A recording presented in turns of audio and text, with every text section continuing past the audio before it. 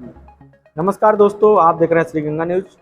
आपको बता दें कि अभी तक आपने भागवत पुराण कथा सुना होगा, चाहे श्री राम कथा सुना होगा, चाहे और भी तमाम तरह की कथाएं होती हैं आपने सुना होगा, लेकिन कभी आपने निषाद राज भागवत पुराण नहीं सुना होगा। आप देख सकते हैं ये पुस्तक इन्होंने लिखी है बृजमोहन स्वामी। आपको हम बृजमोहन स्वामी से मिलाने वाले हैं कि कैसे इनके दिमाग में आया कि निषाद राज महापुराण भागवत कथा लिखा जाए। कि अभी तक बात की जाए, निषाद समाज की बात की जाए, तो बहुत से ऐसे लोग हैं जो नहीं जानते होंगे कि निषाद राज की भी महापुराण कथा भी होती है, और कुछ लोग जानते भी नहीं होंगे, ना कभी सुना होगा।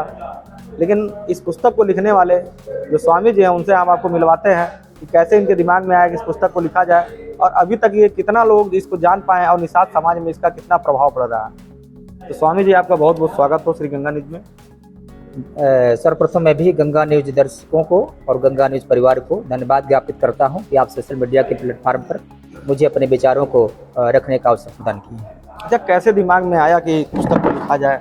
कितना दिन हो गया, कितनी बाधाएं इसमें आई लिखने में? देखिए, निषाद वंश में जन्म लेने के नाते मेरे मन में ये पीड़ा रही कि हमारे समाज में भी बहुत सारी प्रतिभाएं हैं, जिसको एक जाति विशेष का समझ कर करके मनवादी विचारधारा के लोग उसे जो है हे दृश्य देखते हैं। जैसा कि पुराण की सीधी परिभाषा है कि ऋषि मुनियों के प्राचीन वृत्तांत को और राजाओं के प्राचीन वृत्तांत को पुराण कहा जाता है। पुराण की सीधी परिभाषा ये है। तो मेरे कहने का मतलब है, जैसा कि श्रीमद् भागवत में भक्तों का चरित्र बताया जाता है, तो उसी तरीके से हमारे समाज में भी तो महापुरुष हैं जिनका भी चरित्र बताया जाना चाहिए।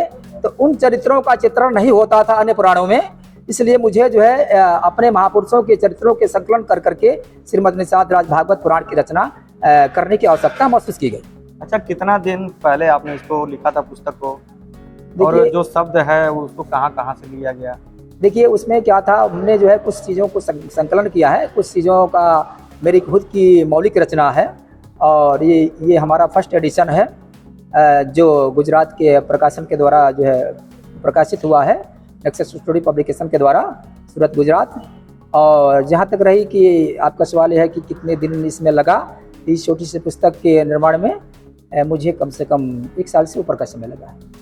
बात की जाए, कोई भी पुस्तक लिखी जाती है जी, तो अभी जैसे कोई नया चीज़ आता है तो लोग विरोध करने लगते हैं। जी, जैसे कोई पुराना है, मान लीजिए जी, कोई उस पर टिप्पणी कर देता है, जी, या कोई नई चीज़ें लिखे तो लोग मानते नहीं है उसको। जी। तो इन सब चीज़ों का आपको कितना फेस करना पड़ा? देखिए, इसको तो लेकर हमें बहुत स्ट्रगल करना पड़ा।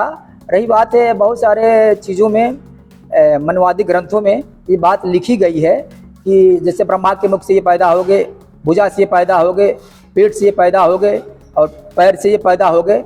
हम लोग निषाद संस्कृत के लोग इसमें आस्था नहीं व्यक्त करते हैं। जैसा कि हमारी इस पुस्तक में एक वर्णन है कि अन्य ग्रंथों में लिखा हुआ है कि माता सप्तती का जन्म मत्स्यगंधा अवतार है। ऐसा कुछ नहीं है। माता सप्तती दास राज केवट की पत्नी के गर्भ से पैदा है। देखा जाए, महाभारत में महारानी सत्यवती का वर्णन किया गया है जी, तो एक निषाद के फैमिली से थी, जिनसे महाराजा शांतनु ने शादी किया था जी। तो उसके वंशज महाभारत काल में रहे। देखिए, लेखकों का अलग अलग विचार है। जैसे मैं आपको बता दूं कि रामायण के बहुत सारे लेखक हैं, रामायण के बहुत सारे लेखक हैं, 100 लेखक हैं। उसमें एक लेखक जो है प्रिया रामास्वामी जी भी हैं, दक्षिण भारत के, जिनकी रामायण का नाम सच्ची रामायण है। उसमें जो है राम के चरित्रों को जो है गोस्वामी जी की रामायण से विपरीत बताया गया है, लेकिन फिर भी प्रिया रामास्वामी जी की रामायण में आस्था रखने वाले व्यक्ति भी दक्षिण भारत में हैं। अच्छा, ये बताइए, इस पुस्तक को अभी तक कितने लोग जान पाए हैं, और निषाद समाज की बात किया है तो इससे लोगों को कितना प्रभाव पड़ रहा है? देखिए, सोशल मीडिया के जरिए इस पुस्तक को लगभग जो है राष्ट्र लेवल पर 5000 से ऊपर लोग जान चुके हैं, जो निषाद साहित्य से, निषाद संस्कृति से जुड़े हैं। और मेरा प्रयास है कि इस पुस्तक को जो है अधिक से अधिक पाठकों तक पहुंचाया जाएगा।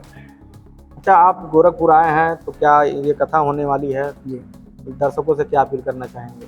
दर्शकों से मैं अपील करना चाहता हूं कि आप लोग श्रीमद् निषाद राज भागवत पुराण की कथा को श्रवण करने के लिए इस चरपानी गांव के पावन पवित्र निषाद धाम मंदिर में आवें, अधिक से अधिक संख्या में आवें। निषाद पुराण में वर्णित जो भी महापुरुषों का चित्रण है उसे समझें, और अपने उनके आदर्शों पर चलें, उसका अनुसरण करें और लाभ प्राप्त करें।